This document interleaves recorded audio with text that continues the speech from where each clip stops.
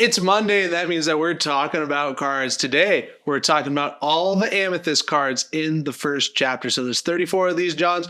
There's a couple of characters, couple items, couple actions, and 2 enchanters that we're going to talk about here together. We're going to revisit these cards because we haven't looked at them in a while. Maybe they're good now. Maybe they have some synergy with Shimmering Skies.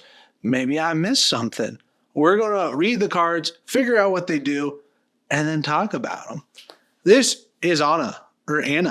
I don't know. She's the heir to Arendelle, and she's got that queen keyword, which is key for the new set because there's a whole princess deck that's going around right now with the Vanellope and the Wreck-It Ralph and stuff. Having queens and having princesses, it's what's up, and Anna fits in that.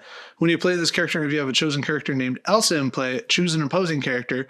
The chosen character doesn't ready at the start of the next turn. So this can pair well with that new 5-drop Elsa, but you would have to do the 5 and then the 4. So the 5-drop Elsa is the one that has Evasive and Rush from Shimmering Skies. So this does get a little bit more support, but it's not overwhelming. I like that it has 4 willpower, but at the 4-drop, I don't know. It fits well in themes decks for Frozen stuff, but other than that, it's chilling. There's Archimedes, the highly educated owl, and now we have even cooler Archimedes, but this does get the shift target for the set 5-1 for the Floodborn Archimedes. This can be a shift target, so it's worth it. This card got a lot better with this new set release. He says flying is not merely some crude mechanical process, it's a delicate art. Purely aesthetic, poetry of motion, and the best way to learn it is to do it. And I think he's talking to Arthur as a bird, and that was also released in Shimmering Skies. Wow, there's so much synergy going on right now. Here's Dr. Facilier, the agent provocateur. This is the Floodborn. I played this one in set 1, and I liked it a lot. It's got that shift 5. There's plenty of Dr. Facilier targets, mostly in the first set here. I don't think he's had support outside of this. This is Dr. Facilier into the shadows. Whenever one of your other characters is banished and challenged, you may return that character to your hand. So it's like Mickey Mouse, but for all the characters. And we'll talk about Mickey Mouse eventually, but this one is for everybody and is pretty cool. Floodborn, villain, and sorcerer's got pretty good keywords. Overall, a great card. Being a 7 on Inkable is a little bit of an ouchie, but that's okay. He's your boss monster. He's going to come out. He's going to make your deck do the things and keep refilling your hand. Overall, I like him. I think he was a solid card. I think he's also a super spicy card now. We've got 2 shift targets for Dr. Facilier. We got the Charlatan. He's got Challenger 2, which is enough. Like, he has 4 willpower. He's going to stay on the board. I like Dr. Facilier Charlatan for the shift target. And then we have our second Dr. Facilier. He's got Remarkable Gentleman, Dreams Made Real. Whenever you play a song, you may look at the top 2 cards of your deck, put one on the top of your deck, and the other on the bottom. So that's the Merlin Turtle ability, but on a cheaper card. Merlin Turtle is a 4 cost. This is a 3 cost, but it only does it once. But that's all you need. And it's got the 2/4, same as this, but this one's only when it's challenging. The first Elsa card that we've ever seen, I never knew what I was capable of. And then she's got this crazy spinning orb. In the first chapter, there's lots of these crazy orb things. Are we supposed to believe that this is the Obscurisphere or something? Or the Vitalisphere? No, that's red. What's the purple one? She's the Queen Regent. She's a vanilla card, and she says, I never knew what I was capable of. She did know. She found out in the anime. 4/4 body. That's what's up. She's mostly a shift target. She's here to be a vanilla card. That's what she's here for. This was one of the D23 promos, one of the first cards that was ever revealed. It has the freeze, exert chosen opposing character. So you have to exert yourself to exert a chosen opposing character, but overall, that's not too bad. This card, cool lore behind it, recreated by Magical Ink. Elsa found it within herself in an unfamiliar new world. Fortunately, ice works the same way everywhere.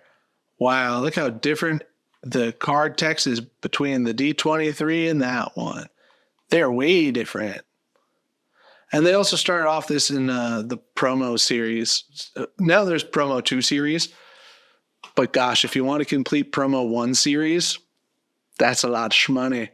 The 2/3 stat line on a 3 body. And then she's also a great eligible shift target for Elsa and pairs with Anna. So the Floodborn Elsa, super good. You know it as the most expensive card in Lorcana. It's right there. Elsa, Spirit of Winter. You got that shift 6. You can shift it on any of those 2 other Elsas. And now a couple more Elsas. There's also an Elsa in red that no one's ever played. Deep Freeze. When you play this character, exert up to 2 chosen characters they can't ready at the start of their next turn.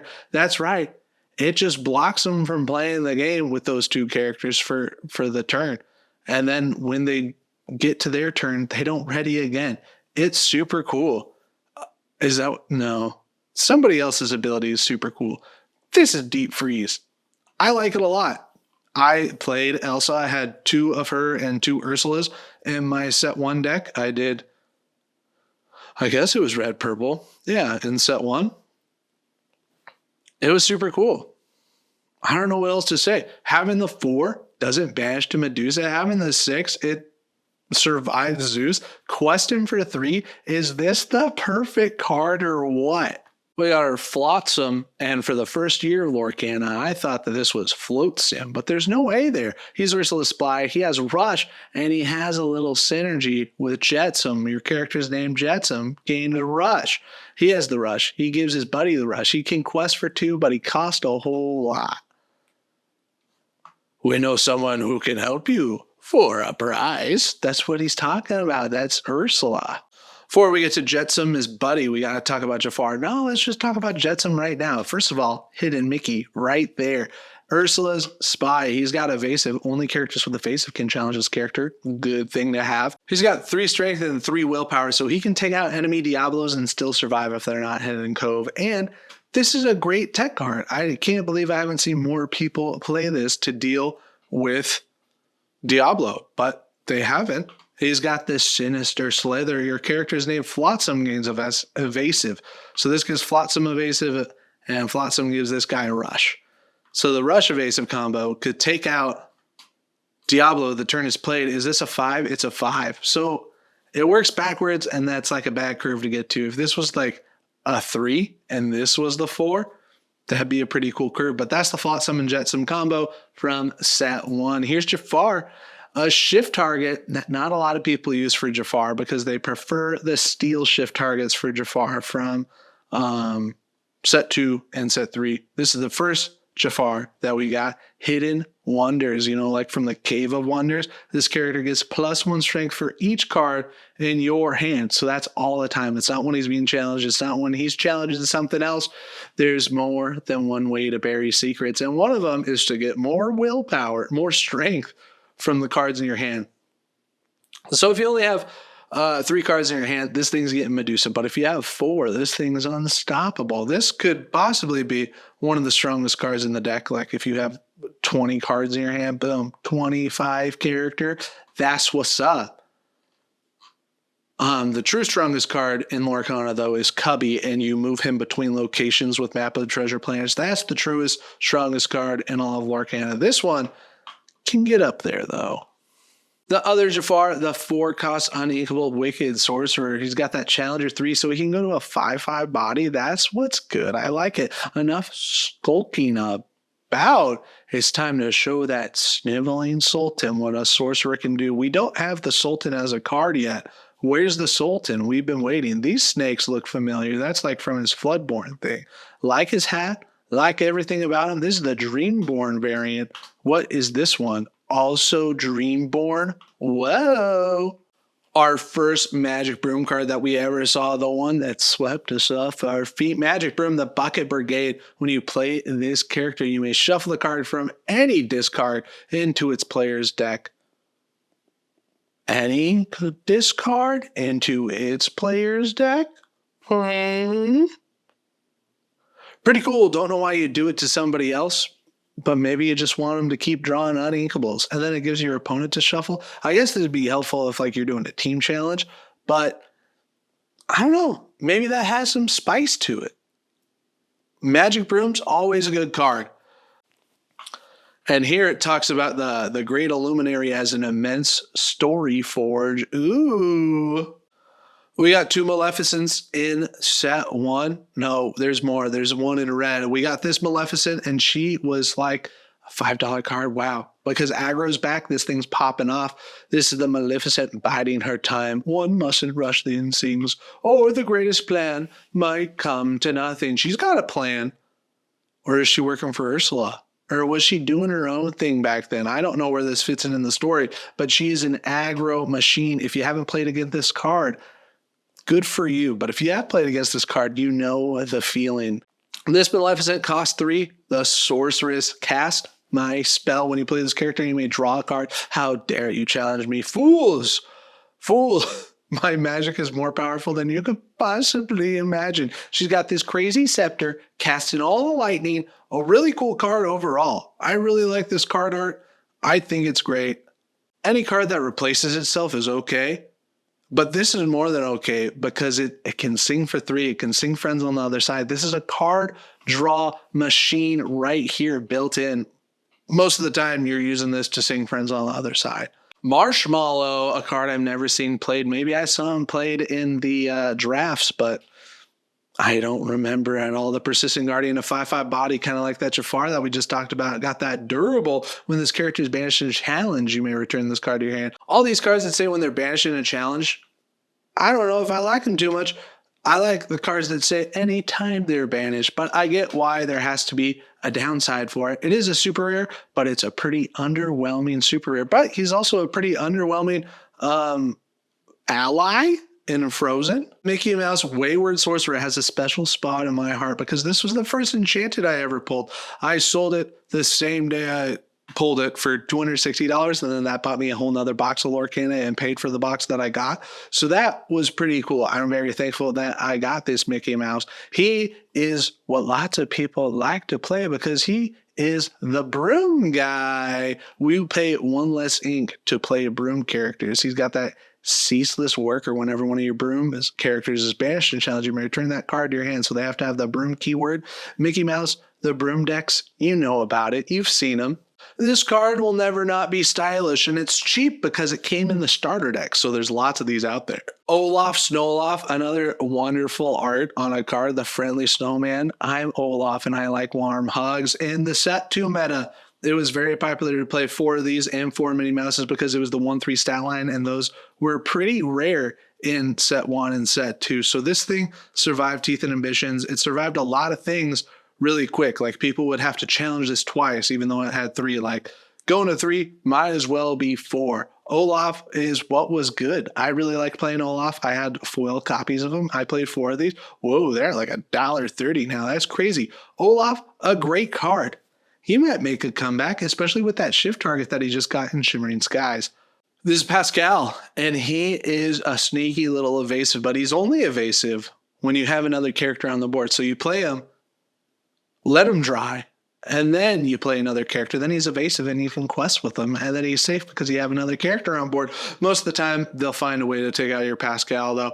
But that's okay. That's how the cookie crumbles. You get to play a cute little chameleon on 1. He's a 1/1. Sometimes you trade him into the Diablo if you buff him with the crab or something. He's pretty useful. We like the Pascal. He's been great. The Rafiki of set 1 was one of the feared cards. Even into set 2, this card would come out on turn 3 and then just wreck whatever you had. This could take out your enemy Olafs and Minnie Mouses and then still survive. It's got Rush. Rush was super scary, and it has a quest ability. So it's not like reckless or anything. This was a super good card. Now, not so much, but I think it's pretty spicy. If it had evasive, it'd be unstoppable.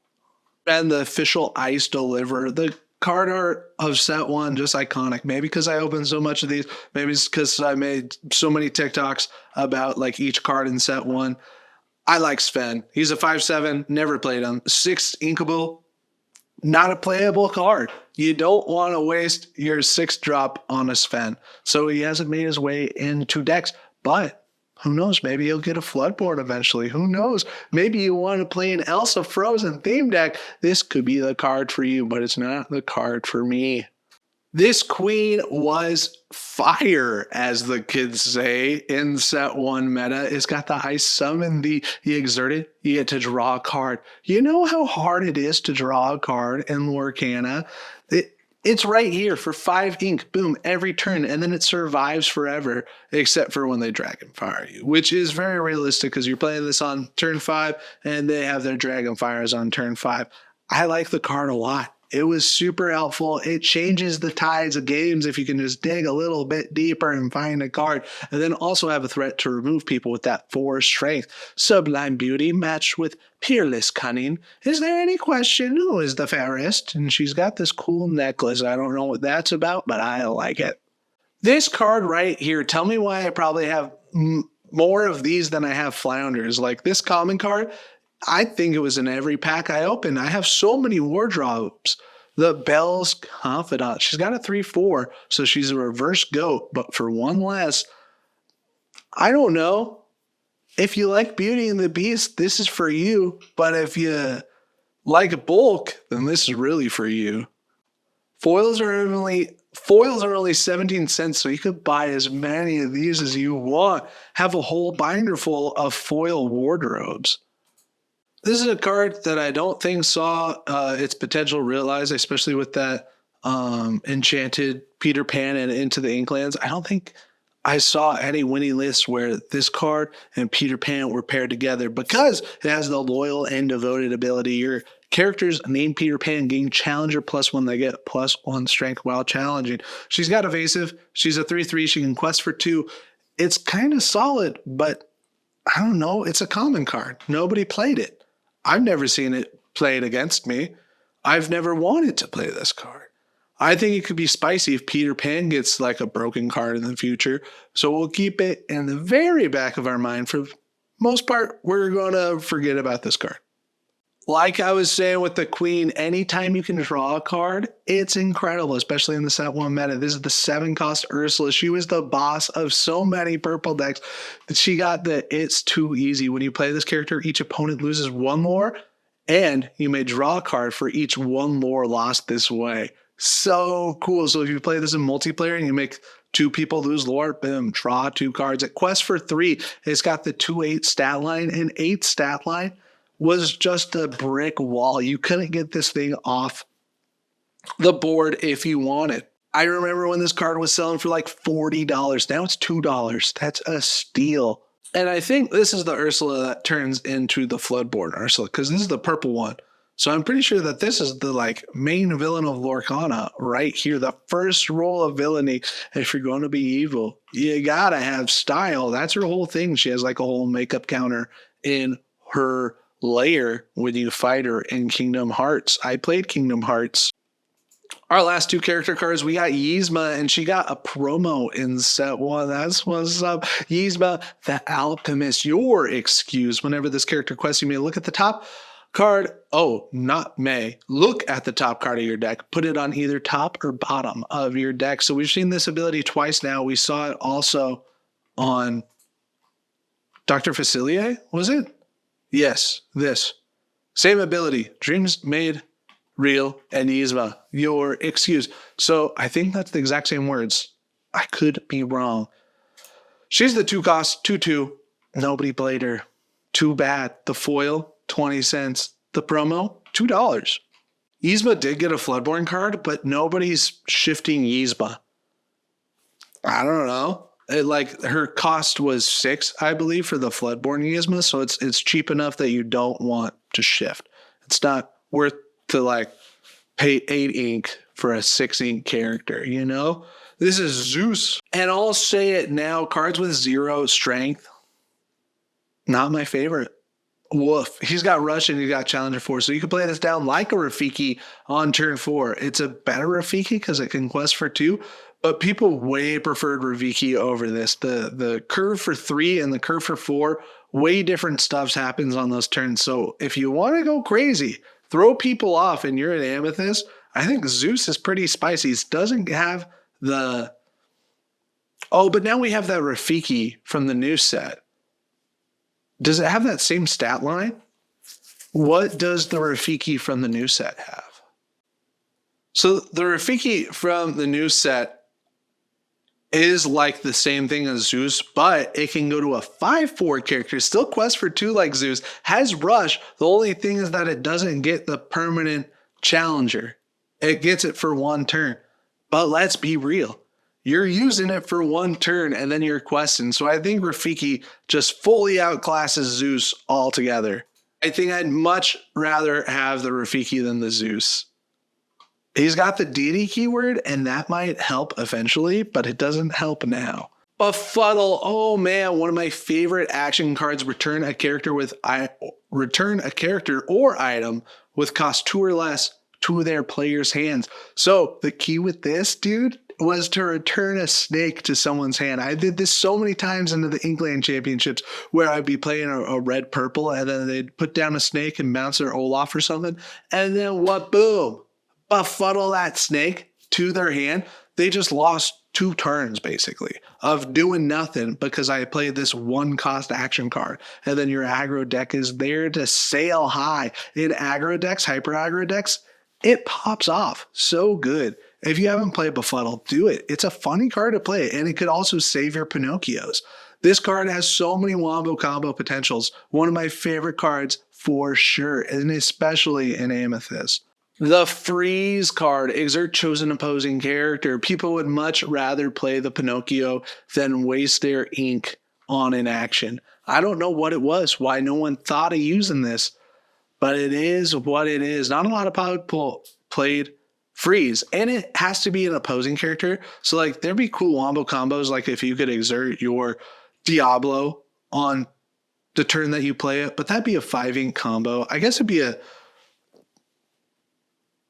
3 ink combo. You could play the Diablo and then shift it. That'd be 1, and then play this for 3. So it could be a 3 ink combo to. It's clunky. I never played this card. I don't think people like this card, and that's why it's a common. But it's got Elsa, and that's okay with me. Friends on the Other Side is one of the best song cards that there is, and they won't be beat, I don't think. If we get to draw 3 cards, oh wait, we got Finders Keepers, but that's an action, and it costs 5. This is probably one of the most cost-effective draw things to do because you could sing it so it's free. So for free, draw 2 cards, or you pay 3. This changes the tides of lots of games. If you just pull this, you can get back on board. When you see a common card that's $5, you know something's going on there, and it's because it's one of the best cards in the whole game right here. This is the Reflection Song card, and I've seen a couple people play it. It's a super cheap song that you can sing, so if you like need to sing a song to like fulfill a requirement, then this is how you do it, I guess.